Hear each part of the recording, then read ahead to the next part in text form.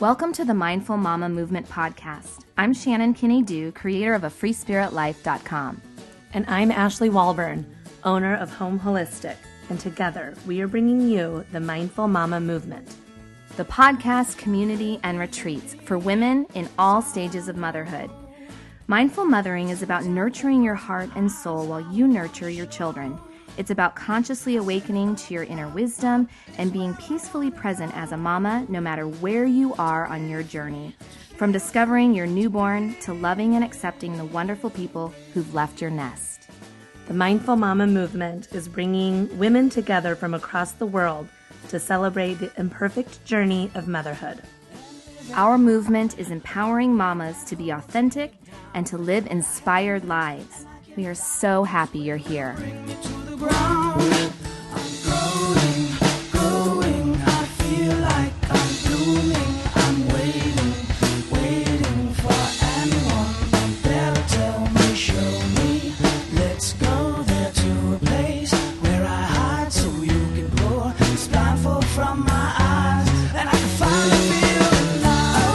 The Mindful Mama Movement, episode number 4. In today's show, it is Q&A time with our community. If you are not a member of our community yet, the Mindful Mama Movement group on Facebook, you've got to join it today. We'll share the link in the show notes, so hop on over there. That's where all the discussions are going and all the relationship building, and that's where we're getting the questions from. So each month we are planning to do a Q&A show from our community, and today is our first one. So Ashley's here with me. Hi, welcome everybody. So, should we just get started? Let's get started. Okay. Ashley's going to read a question. We've picked out, there's several questions that we have saved. If we don't read your question today, we are sharing those on the group page. But yeah, we've just found some that kind of resonate, I think, with most of our group. Yeah. Okay. So Nichelle and Amy both had really similar questions, and we are going to try to group together questions so we can answer as many of you as possible. Nichelle asked, how do you feel confident that you are giving your children the time and focus they need so that you can then feel okay about focusing on you, your fitness, hobbies, personal growth? And then Amy asks similarly, how do we build ourselves back up after becoming a mama, especially for those who don't have family or friends nearby? Shannon? Oh my goodness. Okay, so those are some good questions, and where do I even start? I feel like, how do you feel confident giving to your children? I know this so well because, with my young kids, 5, how old are they? 8 and 2. I've talked about this before, but I really do feel like there was a period where I really got lost in that motherhood. And I really want to know what other people feel, because I feel like that's kind of what Amy's saying when she says, building yourself back up after becoming a mom. It's like your entire world, your body, your everything is not how you once knew it. Yeah, I remember feeling like taking a shower one time and being like, you speaking to my body are really unfamiliar to me. I am still saying that. And it's true. And it's like, I feel like we're fed these kind of messages that it should, be back to the way it was. And so I think the building up from motherhood thing, for me, it's kind of like, I did feel like I got lost a little bit and had to kind of like swim out of it. And so how do you do that? Well, for one, I felt like I had to really be in touch with my freakouts. Like I hit a breaking point where I really was like feeling like I wasn't getting anything other than just laundry and dishes and serving everyone's needs. And I was suffering because of it. Yeah. I wasn't, in my creative things that I wanted to do were suffering. And so the reason that I know, I'm trying to combine these into one answer, but it's like when Nichelle says, how do you feel confident that you are giving your children? Maybe that's even a different question. I'm going to go back to that for a second. I'm almost like want to switch it. It's like I started feeling confident that I was giving my kids what they needed when I was giving myself what I needed. Me too. You know what I'm saying? And because I was giving them everything. I was giving them every hour of the night, every hour of the day to the point of complete depletion. And so that right there was saying I had no confidence whatsoever because I wasn't giving to myself. Once I started rebuilding that, it's like when I'm happier, then I'm completely confident I'm giving my child what they need. Yeah. I know that's kind of what I'm saying. Yeah. Trying to say. Yeah. Yeah. I feel really exactly the same. That everybody knows I had my last 3 babies in 2.5 years, and so I just kind of kept getting pregnant, and so I was pregnant or breastfeeding without stopping. By the time my 4th baby was born, I'd been pregnant or breastfeeding without stopping for 4 years. And I look at pictures of myself now and like my eyes look kind of vacant and my smile looks so like not like myself. And I know now when I look at those pictures that I wasn't embodied at all. I was really just shuffling through my day and I was getting a lot of stuff done. I for sure felt like I was saving lives and, wiping butts. That was what my day looked like. Mm-hmm. And somebody said to me, like, what do you do? Like, so you can do this, so you can take care of your kids. And it was like a light bulb for me, a moment. And I was like, nothing. I do nothing for myself. I go, go, go, go, go. That's what I do. And I started practicing yoga, and that was a really game changer for me. And also taking what I would call like sacred baths, where my kids weren't allowed to come in, that my husband like had to deal with them for 30 minutes. And I really felt like I was revisiting myself. And I don't think it's yoga or baths for everybody, but like, what is it for you that makes you feel more like yourself? Then you're giving that part of yourself to your children easier. Mm-hmm. Absolutely. So I feel exactly the same. That's what happened to me. And so in the winter, I started taking my hotter than hot, burn your skin, and lock the door baths. Yeah. And I could just feel stepping into that water. Like I'd light a candle. Sometimes I'd, listen to music. Sometimes not. Sometimes I have a book. Sometimes I wouldn't. But it was just that you could hear the footsteps in the hallway, and I just knew nobody could get in. And I would get in the water. That's what the footsteps. And they'd be banging on the door until they got used to it. Yeah. They're like, what is this new thing that mom's doing? Mm-hmm. She's always available. No, not during this time. Mm-hmm. And I would get in that water and just like feel like I want to cry. Like I just like, but it was like a returning, like, oh my God, and it's that reset. And then I started walking, and that was my other thing that I still do. But it's so funny because when I go back to that lost in motherhood stage, like I wouldn't even find time to walk. I wasn't walking. I didn't think I could find the time to even do that. Mm-hmm. And now I won't miss it. And so I think like Amy's question about coming back after becoming a mom, it's like finding that one thing that Ashley said. Mm-hmm. And then do it consistently and tell the people in your family that this is what you need. And then all of a sudden, it's like they just expect it. They're like, they're not going to, mom's in the tub or mom's on the walk or mom's going to yoga class or whatever it is that you need. They're going to understand, and they're also going to feel the benefit of it because you're just feeling better and more like your new self and happier. Yeah, it feels like you hear in yoga classes or kind of self-help books, like your true self or your highest self. And for me, it just feels like my real self. Like I feel like Ashley gets to parent these kids, or Ashley is having a conversation with a friend when I'm doing these things. And so then it's like I'm running toward those things. I know that I'm having a bath today at 6:00. And that helps me make it through the rest of the day. Mm-hmm. I remember one time my husband said to me, maybe you ought to go to yoga today.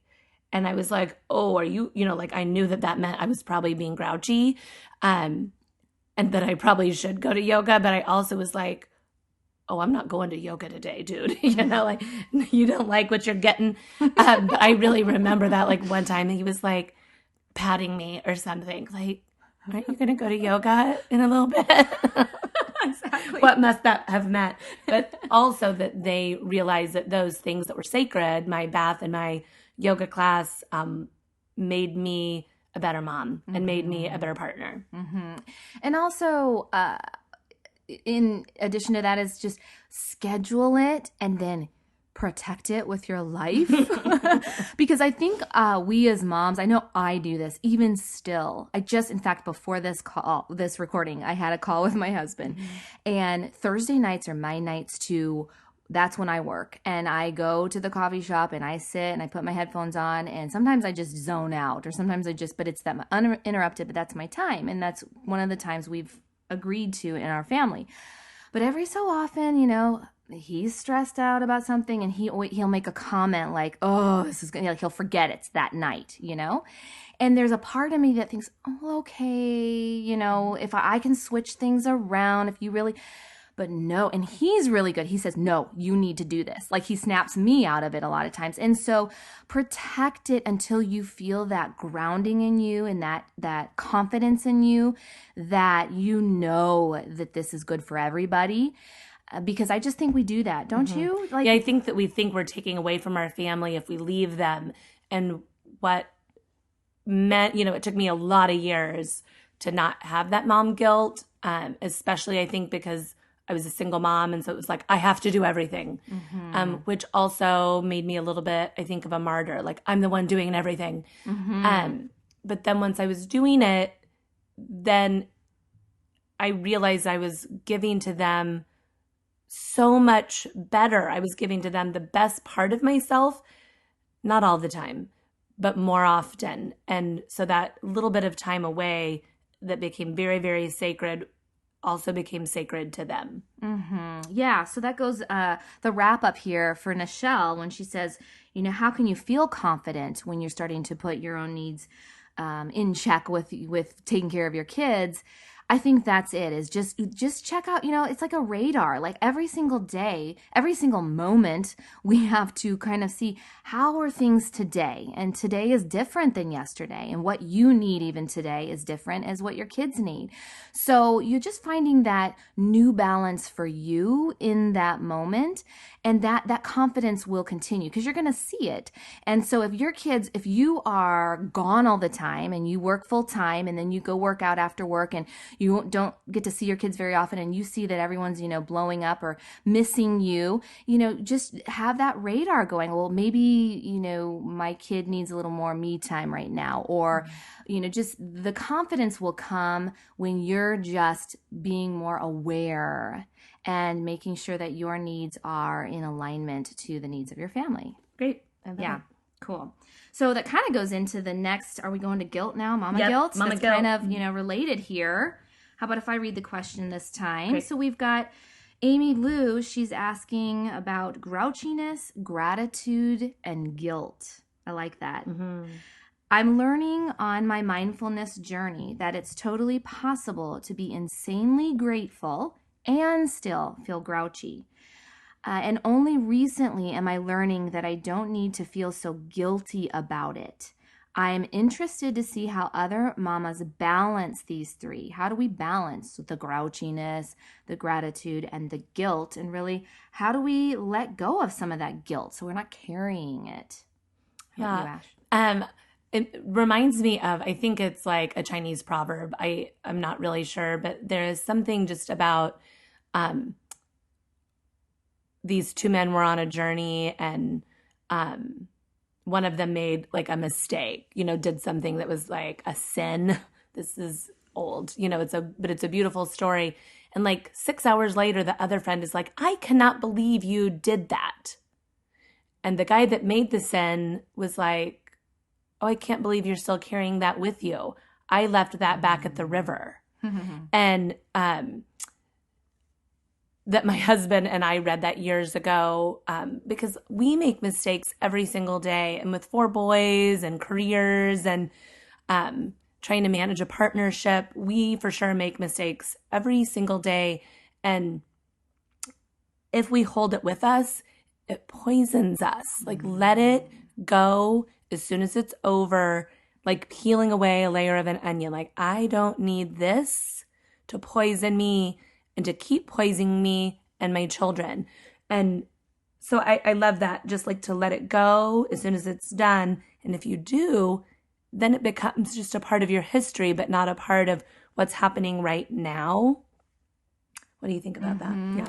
Well, absolutely. And I think, I can't remember what book I was reading, but this really struck me. She was talking about how natural it is for kids to, they make a mistake or they, have a moment, they freak out, whatever happens, they express it, they feel it, and then they let it go. Mm-hmm. But we as adults, we tend to repress, or we replay it over and over and over. And like Ashley said, we carry it for sometimes a lifetime. Yeah. And so bottom line is, there is no right emotion. We all get grumpy. We all feel gratitude. We all are happy and have celebrations. And then we have super big challenges. And our mind wants to label those and judge them as right, wrong, good, bad. And so what we tend to do is we want to put on this face, this front. I have a friend of mine who used to always, I'd ask her how she was, and everything's perfect. Mm-hmm. And the thing is, it's just what it is. It's just how we are in this moment. And if you allowed yourself to feel it, even get in that hot bath, get in the hot bath and cry it out. We do things that we feel really regretful for. We scream at our children sometimes. We get triggered. Get in the bath or do something, journal, whatever it is, to let it out, to release it. And then it's done, and a new day begins. A new day begins. Yeah. My husband sometimes says, oh, there she goes. That like once I get started on like, I cannot believe you guys haven't, cleaned up your breakfast mess yet. And then I'm mad about their shoes being out. And then I'm mad about like, when was the last time you took a shower? And he'll be like, oh, there she goes. We're getting started. This is going to last all day. I now notice if I haven't eaten well, and I'm kind of notorious. Like I generally like go right to my coffee in the morning and skip breakfast. And then I'm a little bit grouchier, and just more reactive as the day goes on. But if I've eaten well and I've had a good night's sleep, I do feel more like myself. If I've practiced yoga, if I've taken that, 30 or 50-minute bath, that I feel more like myself. And so stuff doesn't trigger me to be so grouchy. And I do think the same thing happens with our children, that I notice my kids don't do well, with sugar, for instance. 2 of my kids literally act like they're insane and they start laughing uncontrollably. And my husband and I sometimes will be like, okay, they're laughing. Like they're happy. And I'm like, they're really not laughing. They're like crazy. Like they are, they can't stop themselves. Yeah. They can't stop themselves. And so we also know that they're kind of crazier at different times if they haven't slept well. One of my kids, Cole, used to like really like freak out, and he'd start crying, and he might like push one of his brothers when he was littler. And we would be like, okay, like you can't be out here, like in the living room with us if you're going to be mean. And so we just like go say like, you have to go like lay in your bed for 10 minutes. And then if you feel nice, you can come back out. And he never would come back out. He'd always fall asleep. And we're like, oh, he was tired. That's why he was so grouchy. Mm-hmm. Yeah. So being in touch with, she's asking, how do you balance the 3? I think it's a really great question. And it's like, you know what? Allow yourself to be grouchy, but then check in. What am I grouchy about right now? Is it simply I've just missed lunch? I didn't get any sleep last night. These kids are insane and I just need a break. I've been with them 24 hours a day for 20 days in a row, whatever it is, just to check in with yourself. And then the guilt, let it go. Stop holding it on. Let it go. We all make mistakes. We all wish we had done it better yesterday, but that's, why we get a new day. A new day is beginning. And then the gratitude I try to is my own personal self-care ritual, is every night before I go to bed. That's kind of my way to sleep more peacefully, is I try to tap in. I try to let that stuff go, and then I tap into the gratitude. What am I most thankful for? So I'm not focusing on what I didn't do right, but what is working. And that just helps me. And so that's the balance, is just, yeah, there's much to be grateful for, even if it's your own breath. Even if that you just got through a really, really crappy day, there is gratitude in that moment. We get to sleep. We might not sleep very well, but we get to like lay in the dark, even in a bed. And instead of replaying that guilt and the grouchiness, focus on your gratitude and see if that helps. See if that helps as you're going to sleep. Yeah? Great. So that leads us to, I think, our final question with Lisa. You want to read her question? Yep. Is it my turn or yours? Go ahead. I think I'll read it. All right. Okay. Lisa asks, I would love to know your tips and strategies for raising happy and confident children. My little guy tends to get emotional, sometimes overly, when he doesn't win, isn't getting first, not getting attention. He can really be hard on himself and say things like, I never win, I never get to go first, nobody wants to be my friend, all of which aren't true. I'm honestly at a loss of what to say. Thanks for your help. Yeah, it's a good one. So I think that kind of, again, ties into what we're talking about with there's no really right emotion. Our kids, if they show a lot of emotion, it doesn't mean they're too emotional. It's just, that's just how they express themselves in the world. That's their natural tendency. And of course, we have to learn how to fit into, there's certain situations, that we have to kind of learn how to balance that, learn how to express it properly. But we're here to kind of guide our children to not then judge themselves that that's not a good way to express themselves, but it's just, that's their natural tendency. And so I don't know if I have like the right answer on what to say in those moments, but in my own life, I have a 5-year-old, Ashton, and he is one of those just, God, the sweetest little honeys, just a sensitive, sweet, sweet soul. And he's also highly emotional. He very laid back kid, but to a point, and then if something's really bothering him or he'll explode, or he'll share it usually through either high pitched screaming. Boys scream, guys. Seriously, like my ears bleed. Screams. Or, and so we have to work through. So I kind of try to focus on, for one thing, seeing what, are his needs. Has his needs for the day been met? Oh, he didn't get a lot of sleep. Maybe he just needs a hug. He was overly emotional, at school because he's just overstimulated. And so, giving him just that hug and the relatability, being able to say in that moment when your son says, I never get to go first. Gosh, buddy, I know how that feels. I've been, in that place where I didn't get to go first either. And have them talk about it. And maybe you'll get to a deeper place with that. Maybe there is something, that he's wanting to share about that a little bit more, and just having an open dialogue instead of having the right thing to say, or even that right, like, confident booster thing. Do you know what I mean? Like, simply just being there, stopping what you're doing, and relate to what they're saying. Yeah, I agree. I have Shannon and I talked about this a lot, just with our journey and our years of being moms, that all of our children are different. And between us, Shannon and I have 7 boys, and really every single one of them is different. Every single one of them is motivated by different things, or more emotional about different things. And so it really becomes this, like, how do I be present for this kid when sometimes what they're doing or saying doesn't make sense to me at all? Like, this is crazy. Or like, what are you upset about? Like, of course you have friends. What about Johnny? That for me, just validating it will also make it last a little bit less long. That you're like, gosh, I know, like, that is so hard that happened to you. My oldest was just a pretty easy kid. And I remember when he was in like 1st or 2nd grade, there was a big birthday party. Like, everybody was talking about it, and they handed out invitations at school, which I hate doing. Don't do that, moms. And he was left out. And so it was like every boy but like 2 were invited to this big like skating party or something. And I was really upset by it, and I could tell he was being kind of quiet that afternoon. And I said, Jake, how are you feeling about not being invited to, his name actually was Johnny, to Johnny's birthday party? And he said he could probably only invite 15 people, and I was 16th. And I thought, like, whoa, you are like so much wiser than I am.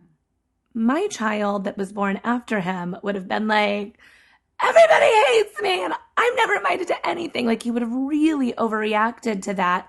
And then he also would have been mad at me about it. That's just like, he would take it out on me that he didn't get invited to little Johnny's birthday party. And for me, what Jake was feeling was true. That he was like, I don't know, I was probably close, but I just didn't make it. And then what he was feeling really felt right for him. It really would feel authentic. And so if our kids are feeling something, just like if we're feeling something, like if I'm feeling grouchy, I really do feel it. It really does feel awful in that moment.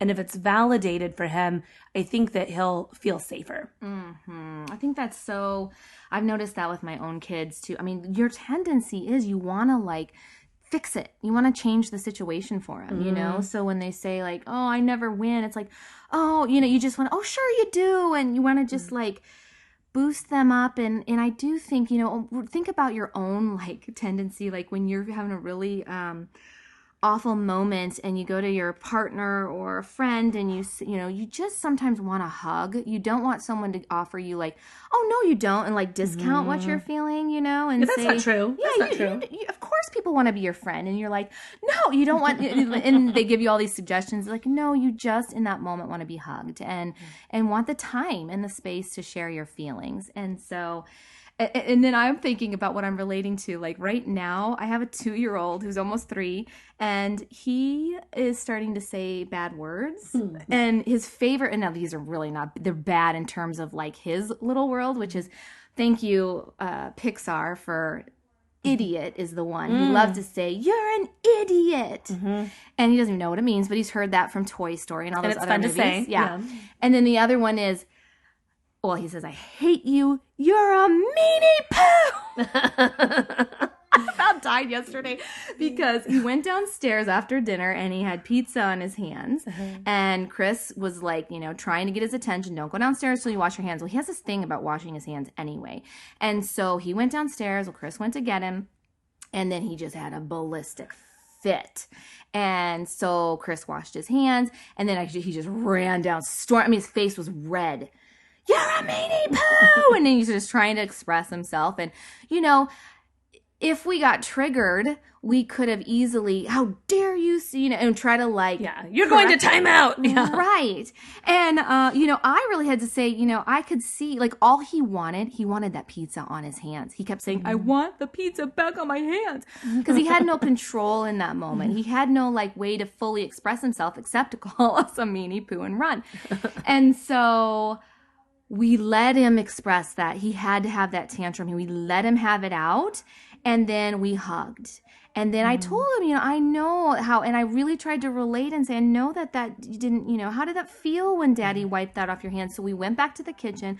We put a little pizza back on the hands. And then he got to wipe it off. And then he said, I'm all better now. You know, and then done. Like it feels like a choice instead of a, yeah, it feels like he got to choose if he washed his hands or not, instead of people are always making me do things. Yeah, and that I think really does build inner confidence. I think it does Going too. back to the confidence topic, it's like it then puts it back in their court, you know, and all along we weren't judging him, we weren't reacting. Don't believe, you know, we've reacted before, but in that moment it was just like, okay, just let him go through it and hug him and kind of let him have that sighing moment, that release, and then move on. Yeah, and like what's really going on for him right now has zero to do with pizza or washing his hands. It has to do with, you know, like, validate me, dude. Like, I don't feel good about you bossing me around all the time. I think it's really hard for the youngest children too. My youngest really struggles with, I think everybody in his life is always, you know, telling him what to do. Yes. I noticed last night, my youngest is 12, and he was acting, I'm not even kidding, like he was 2 years old. That he was walking to go take a shower with his chin down and his shoulders slumped. And he was like trying to be really visible, that he was upset about something. And I think all of us, the rest of us, were just talking and kind of ignoring him. And so then he was like doing it and like, making noises. And he got out of the shower. And I said, do you need to sit with me? And he came over and sat on my lap and like curled up in a little ball. And my husband came over and sat with us. And then I got to thinking, I've worked a lot this week. I've been gone almost every night. And my husband was out of town. And so he's just been like, you know, he needs some hugs. yeah, he just needed some like literal like FaceTime with mom and dad for a little bit and fell asleep in my arms, which I have to say was darling. And I loved every second of it. I know. But if I take a moment and I'm like, okay, what does he need right now? What does he need right now? That usually kind of works itself out. That actually is probably a good segue because it reminds me of our interview that's coming up next week. And we are so excited about it, but I won't even tell you who it is. You'll be surprised. But she talked about toddler moments and how when we go through the toddler stage, you know, our kids, we have that resistance and kind of that stomping around and that kind of direct experience we have to have for ourselves. And she talks about how even now, as she has adult children, they have their toddler moments, you know, and we do too. We all have that kind of stomping around that we have to do. And, you know, it's cool. So check out the new interview coming up next week. You'll love it. And thank you for being here. Join our Mindful Mama Movement group. Post your questions. And as we wrap up, we want to end with a Mindful Mama moment. And I think really it's just look at your own life and is there some mama guilt that you're just ready to let go of? Is there something keeping you up at night? You know, some thoughts that maybe you're labeling it, that you didn't do it quite right. What is it in your life that you're just ready to start a new day with and share in our group? And we'll just keep the discussion going and we'll be offering a new Q&A session real soon. Thanks so much. Okay, bye. Open your heart and your soul. Follow